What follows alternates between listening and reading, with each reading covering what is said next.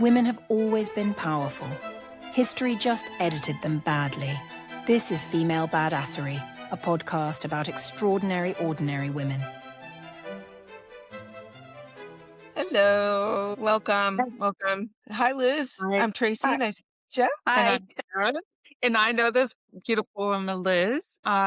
First, we always start out with asking our guests to tell Tracy how we know each other. Okay, I know Sarah we were both students in the art history graduate program at the University of Maryland back in the late 90s. We both were teaching assistants for Dr. Sandy Kita's Art of Asia course. Oh, cool. Thanks.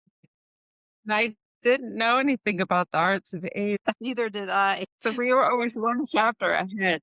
And so you guys kept your friendship up? Is that what happened? Or did you reconnect recently? No, we kept it up. We don't see each other regularly. I haven't seen Liz in person since the 20 last years? time. Yeah. Okay. I'm going to tell Tracy now why I think you're a badass woman. How I know Liz and why I admire Liz is, first of all, she kind of comes from this fantasy New England background. For someone who grew up in Michigan with relatively recent immigrants and lived in the middle of nowhere, I always found it fascinating that Liz comes from a family that lives in New England. She went to Smith College. Her mom went to Smith College. Her mom had a beautiful, really pilgrim kind of name. Wow. Isn't that beautiful? And Liz knows how to sail and she knows how to ride horses. She comes from this completely kind of Philadelphia story, New England, but she's also just the nicest human, one of the nicest humans I've ever met. The fact that you're sitting in an animal shelter right now is kind of a first clue to that. Yeah. For those of us who don't know you. I've watched Liz. She got her doctorate in Italian Renaissance art. She's published a huge translation of an important Renaissance horseman's, a book. And then she wasn't getting jobs in art history, so she went and reinvented herself and studied library science. And I watched her go through a few phases of underemployment and unemployment, but Liz just stays positive. And instead of, I know you had some down moments, but what does she do? She takes care of animals, or she teaches us how to play the guitar. She's active with all kinds of musicians, and she just has to feel like you are having a little bit of a moment where you might need someone, and she sends you a book of poetry or the guinea pig version of Pride and Prejudice. We need more people like that who spread light in our world in the microcosm ways. As much as we need people who are going to make the big changes, real change happens in those little moments where you see a friend who's suffering or struggling or just a little low, and to pick them up. And whether it's a human friend or an animal friend, that is pretty badass, I'd say. Yeah. Nice to meet you. So Liz, Thanks. you can tell a little bit about your journey. You are happily employed in a government adjacent area. Probably best not to talk about that too much just because of, the things. I'm working as a federal librarian at the National Library of Agriculture, which is one of 5 national libraries in Beltsville, Maryland. I just need to make a disclaimer. I'm speaking on my own behalf and not on behalf of the USDA. Exactly. There's all sorts of rules about absolutely. talking about. Professor, I have to do the same thing and say nothing I talk here is a reflection of my level of employment at all. Tracy is a professor at California State University in the business writing communication department. So, all right. So first of all, I didn't even know we had, very apparently ignorant, did not know that we had a library of agriculture. What kinds of things are stored there and or published there? Well, there are over 8 million items in the collection, and the earliest work, I believe, is an Italian translation of Virgil's Georgics from the 16th century. But Wow. there are agricultural periodicals from all over the world in many languages, books. We have archival collections, mainly related to the history of the U.S. Department of Agriculture. It's really a fascinating collection. It sounds like it.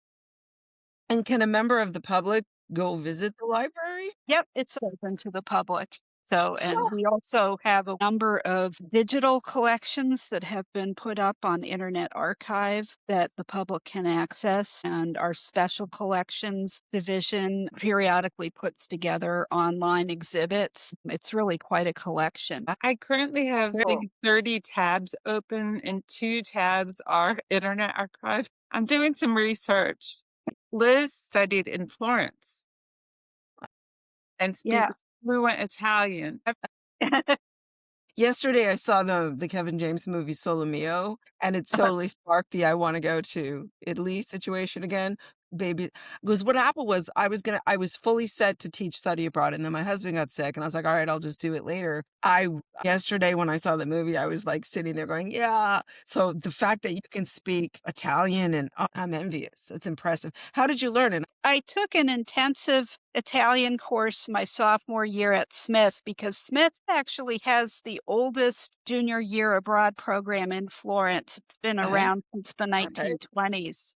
Wow. I decided on the late side that I wanted to apply for it. I hadn't taken any Italian my freshman year, so I enrolled in the intensive class, which meant 5 days a week. And they let me into the program on the condition that I do a 7-week immersive program at Middlebury College the summer before I studied abroad. So I did that too. And with that program, you had to sign a language pledge saying that you would only speak in Italian during that 7 weeks. So, and I think probably the way that I picked up the language the best was I lived with an Italian family. They spoke a little bit of English, but pretty much all my interaction with them was in Italian. And the Smith program is one of the few programs in Florence where, for American students, where all of the coursework and teaching is conducted in Italian. So, so we were taught by Italian professors or American professors who communicated in Italian, and we were required to take at least one course at the University of Florence. And that was great because I got to know some Italian students who I actually stayed friends with for several years. Unfortunately, I wouldn't call myself fluent now I was because just going to ask, who do you speak Italian to in Washington? Yeah. My Italian's really rusty right now. At one point, towards the end of my junior year, I started having dreams in Italian. I will have dreams where somebody is speaking to me in Italian. So I know it's somewhere up in this mind, even though I'm not using it on a daily basis. So I'd like to ask you, because we never talked about it. What happened when you went from art history to library science? Because I know you put so much energy and years into getting your doctorate in art history, and then you moved to library. So what was that like, and what made you get to there? And are you happy about the decision? And pivoting, I guess, is the... As an art historian, and you know this, Sarah, you spend a lot of time in the library reading and doing research. And when I was working on my doctoral dissertation, I did spend time in both Florence and Siena in archives, looking at and reading archival, or trying to read archival documents from the Renaissance. And also, when I was in grad school at the University of Maryland, I ended up getting a job in the College of Education at the University of Maryland. and they asked me if I would help work on a project recording the history of the college. So I spent a lot of time in the Special Collections Library on campus looking at documents that are in the university archives, archival documents, correspondence. And I ended up starting an oral history project where I interviewed some retired faculty in the college. And I got to know Ann Turcos, who was the university archivist at that time. Ann's retired now, but she still volunteers at University of Maryland, and she knows so much about Maryland history. But she, we struck up a friendship, and she said, I think you would be a really good librarian or archivist. So when I started looking for jobs outside, after I finished my PhD, I was trying to get into the museum world, and I also applied for teaching jobs, but I found I just wasn't getting a lot of interviews. And then through my interest in horses, I had been doing research at a small library out in Middleburg, Virginia, the National Sporting Library, that had a rare book collection of 16th and 17th century books on horses and horsemanship. And so I'd been doing a lot of research out there, and I ended up becoming a research fellow there for a year. And that's when I started working on this translation of Federico Grassone's Rules of Riding, which was the first Renaissance book on classical riding. This is the type of riding that the Lipizzaner horses of the Spanish riding school do, the airs above the ground. It all started in Italy, in Naples. So I started working on that translation. And then because I was really enthusiastic about the library, I ended up working there for 3 years after my fellowship and helped to launch a fellowship program where we brought in researchers who were working on books or articles to use our collections. And during the time I was there, we had 33 fellows from 10 different countries come to the library. But that job ended at the end of 2010. I was between jobs for a while and taking care of my parents. My mom had been diagnosed with cancer, so I spent about 6 months up in Massachusetts helping my parents out. And I got a year-long position at the Smithsonian American Art Museum in the education department, doing research on a project called Project 100, which is we were researching 100 works in the collection and relating them to American history. And that was I loved that job, and I would have loved to have stayed at it, but it was, it was on soft, it was a limited funded by donations. limited thing too. Yeah. Yeah, it wasn't a permanent position. So I felt sort of stuck after that position because I was sort of interested in working in libraries, and I had worked in the library. But when I was looking at all the positions, most of them required a master's of library science.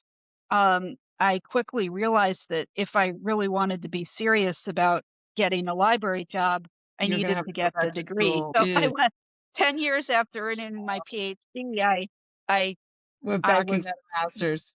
Back in school. I worked on campus in graduate assistantships to pay for my tuition. So my advice is if you get a graduate degree, particularly in a field that doesn't pay a lot, make sure that you find a way to get your tuition paid so you don't have to. What I like that you did, though, which is something that I advise my students to do, which is you only get a graduate degree if there's a reason to have it. So what you did was you identified a career path that you were interested in and that you liked, and then you thought, oh, I need to go get a master's degree in this in order to do it. Yeah. You didn't go get a whole nother PhD, but you did get a second master's, because I'm assuming you got a master's degree on your way to your PhD. So you did get a second master's degree. That's the thing, is very often we go, that's what happened with my doctorate. I was in a doctoral program in organizational psychology. I got all the way up to ABD, and I had a problem with the chair of my committee. I wanted to study communication style differences between men and women in the workplace, which tells you that it was 1992, back when we still had genders and things. And so now it would be a very different dissertation, but she was a feminist, and she wanted to show that female communication patterns caused discrimination in the workplace. And I wanted to show that it wasn't your gender, it was your communication style and other variables like power dynamics, the time pressure that you're under, your ethnicity, all the different things that don't have anything to do with gender. And she didn't like that. And it was very, very small doctoral program, and she was the only one available. So we conflicted. And then I was going through a divorce, and I'm like, you know what? I don't even need a doctorate to do what I want to do. And I got the education, so bye-bye. So I ended up with a ton of student loans and no ability to get a job doing, I didn't even need the PhD. So I now go and tell people, don't get a graduate degree unless you know for sure that you need it to do what you want to do for a living, and then go do just the right amount, not too much. Yeah. I wouldn't be able to be a professor if I didn't have a master's degree. But I certainly did it. And I'm not like a tenure tracker kind of person. So like, I don't need a PhD for that. I'm not going to get a job at an Ivy League college. I'm 60 years old. I'm not doing that now. So I like that you understood what you needed to do in order to get the job that you wanted. And you were very logical, because a lot of people, their ego wouldn't let them go back to school either. They'd be like, oh, it's too late for me. I'm too, and you didn't do that. Yeah. Well, I really liked working in libraries, and I realized how essential libraries are No to kidding. scholars and researchers, and I like helping people. So I felt like it was the perfect career. And in many ways, I wish I had realized this a lot sooner. I Yeah. think I was very idealistic in my 20s, and Weren't we all? I wanted to write books. The whole reason for my getting interested in art history was when I was in high school, I read about Artemisia Gentileschi, the 17th century woman painter who Yeah.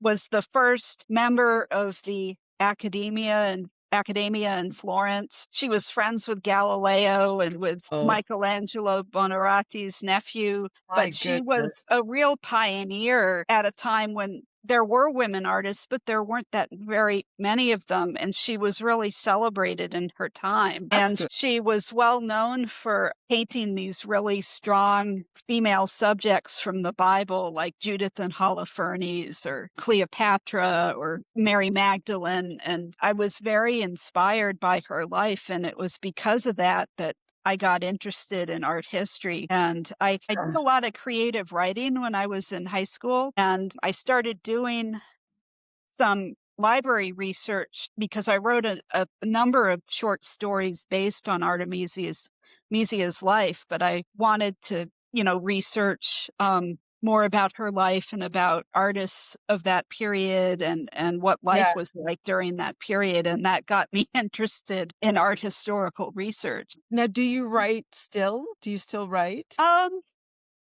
on off written short stories.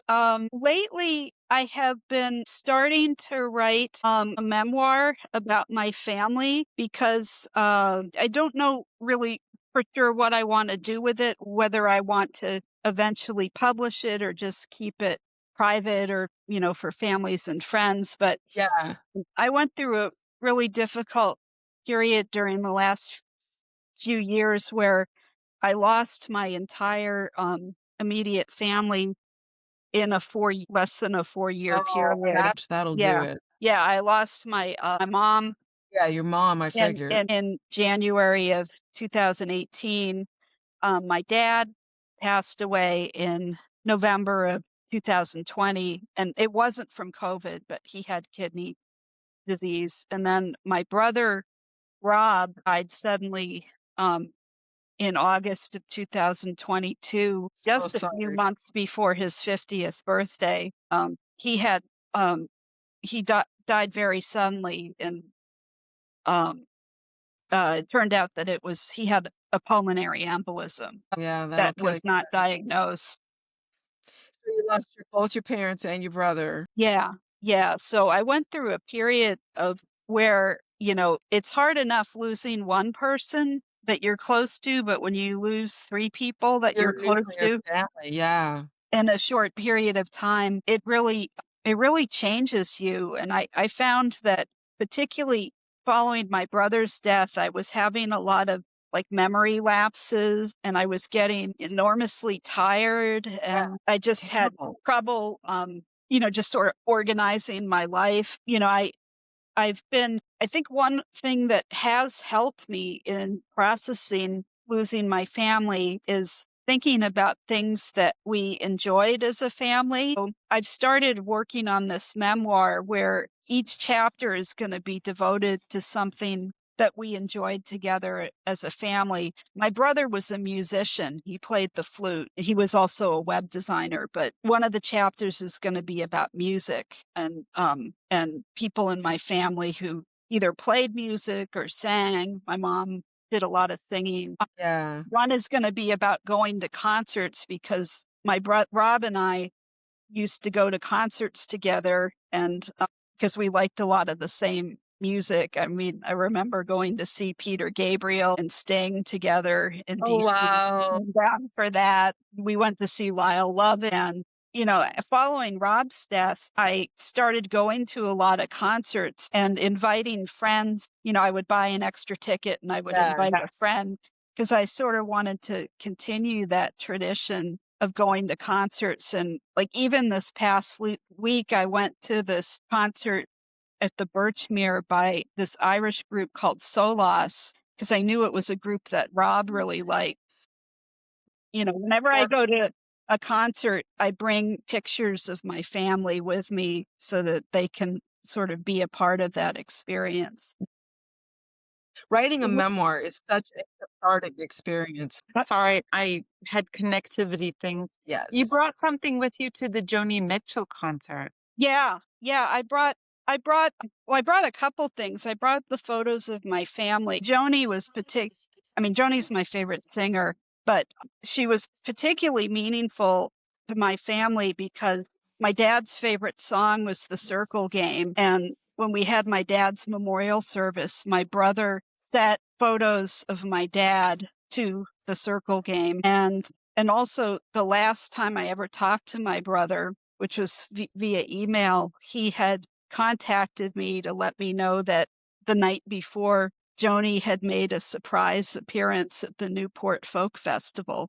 And it's the first time that she had performed on stage in years. She survived. Yeah, she survived a brain aneurysm. So,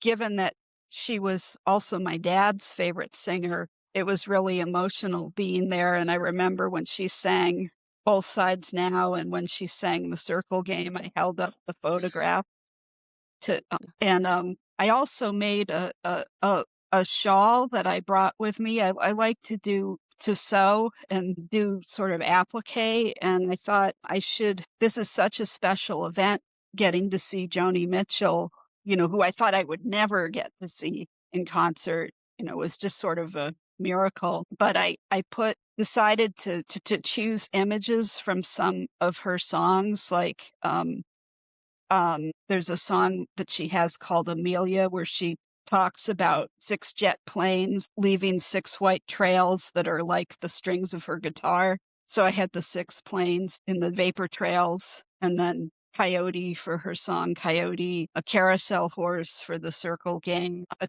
taxi for Big Yellow Taxi. And one thing that comes exactly. Yeah. One thing that comes to mind, and it kind of encapsulates everything that we've been talking about today, which is your journey from art and history to libraries and documentation, as well as your love of animals and your grief over your family and the writing that you're doing. It's this blend of left brain, I need to catalog, and right brain and emotion, and blending it together. And it makes, I think the lesson for the viewers is to honor documenting where you are now, whether we're at, because so many women in particular don't want photographs of ourselves right now if we're not perfect and pretty and skinny. We don't want to be included in these things if we don't feel like we're the record keepers and we're not involved in the history. And so what I'm getting from you is that it's important to be like the story you told about the artist. It's important to be in the history, even if you're not, even if no one else is, even if no one else sees it or cares. Don't be afraid as a woman to be imperfect in any way, but just show up anyway, even if we're not perfect, Yeah. and be part of the history that we're living. Yeah. And you know what was so just so incredible about seeing Joni perform? You know, her body had changed. She Yeah. was visibly older. You know, she needed a cane to walk, but she had this incredible smile. And it was just so amazing to think that she came so close to death and she had to relearn how to speak, how to play music, how to paint again. She's a Yeah. painter. I just thought it was so amazing to see her on stage and that she was getting the love back from the audience that Yeah. she so greatly deserved. Um, it was really an amazing moment too when she played one of the last songs that they performed was the song that she said is her favorite. It's called If, and it's based on a poem by Rudyard Kipling, but she rewrote the words in her own way. But she actually sat and played the guitar and sang, and just thinking that she, you know, realizing that she had to learn how to do all of that stuff over again and to have the bravery to get up on stage in front of thousands of people. Go It from was being the pinnacle to, you know, starting from zero. I yeah. saw Paul McCartney a couple of years ago, right after Jimmy Buffett died, and there was a really neat collection of performers here in Los Angeles. And I remember before seeing him thinking, because he really has lost his voice, and I was like, somebody else needs to tell people it's time to get off the stage. And he came out and he couldn't sing, but the joy in his face and the audience and the outpouring of love, I realized I was wrong. And that it's not about, you don't have to sing like you did before. It doesn't deny you the right on the stage. And it was Yeah. a young and very arrogant viewpoint that I held before, which is that if you can't be what you were before, then you don't have the right to be on the stage anymore. And I realized that is completely wrong. So that's a very important takeaway for our viewers as well, is that even if you are not your spring chickeny self, you still have a space at the table. You really Yeah. do. And I was so happy to see pictures of Joni at the recent Grammy Awards, and she was on the red carpet, and she was walking without a cane. I mean, she was What a resilient woman. Talk about a badass. yeah, she's the ultimate badass. Well, Sarah, I'm glad you're back because I was going to have to try to Yeah. reconstruct the Lightning rapid fire round. questions. Lightning round. I sort of know them, but I don't. So you're much better. So Sarah, Yeah. why don't you ask Liz? Evidently, I already know the answer to this one, but I'll ask it anyway. Cats or dogs? Cats, but I love dogs too. Yeah, you love everything, I think. So there have been recent pictures of a fox in Liz's garden. So Yep. Okay. yeah. What is something you care less about every year? Care less about. Well, I've never really cared much about fashion. I don't know, that Billy Idol thing you got going on is pretty fashionable.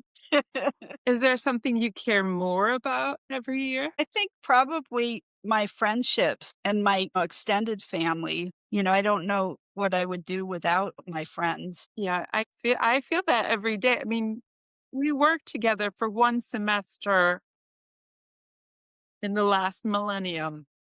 And, but I've known all of your cats' names. You've known all of my cats' names. I feel that you're interested and I watch how you connect with other people and it's really, really lovely. Thanks. Is there anything you're allowing yourself now that you didn't before? Well, now that I've got a decent job and I think I'm, you know, allowing myself to do some more travel and to treat myself occasionally. I've been feeling a lot of the winter blahs lately and I thought, you know, gosh, maybe I should go to the Caribbean or someplace I've never Yes. been to before. But I ended up just going away for a weekend at this really nice B&B out in Northern Virginia. So, Those are and, nice. ate Was some that in the really Blue good Ridge? food. Yeah, it was in the Blue Ridge, the Ashby Inn in Paris, Virginia, and it's right next door to Sky Meadows State Park, which is one of Oh. my favorite places to go hiking. So I actually did go hiking in the snow on a day when it was 15 degrees out. But I bet it was gorgeous. It was gorgeous, yeah. Especially the view from the top of that hill. I do hope we can protect our natural places. I won't go too deeply into politics, but I do hope we Yeah. can keep some of that because it's good for the soul. Yeah. Okay, the last question, really hard. Are you a Blanche, a Dorothy, a Rose, or a Sophia? I don't think I understand the context. Is it Yeah, it It's is. Golden Girls. So, Which so Golden Girl would you call yourself? the Actually, I know Blanche you're is the not. hotsy totsy sexy one. Rose is the more naive Midwestern rube. Dorothy is the leader. She's the strong one. She's also extremely witty and funny. And what's her face Sophia's is the the- older one. Sophia is the grandma, the old Italian. I'd probably be Rose, I guess. I could see that because you're sweet, nice, kind, loving. Yeah, I get that 100%. I love it. Well, thank you so much for joining us today, Liz. This has been an absolute pleasure to get to meet you. You are absolutely a badass, and I'm very, very glad that Sarah invited you on. We look forward to seeing your name and all kinds of other good of where you're going, what you're doing. Okay, bye.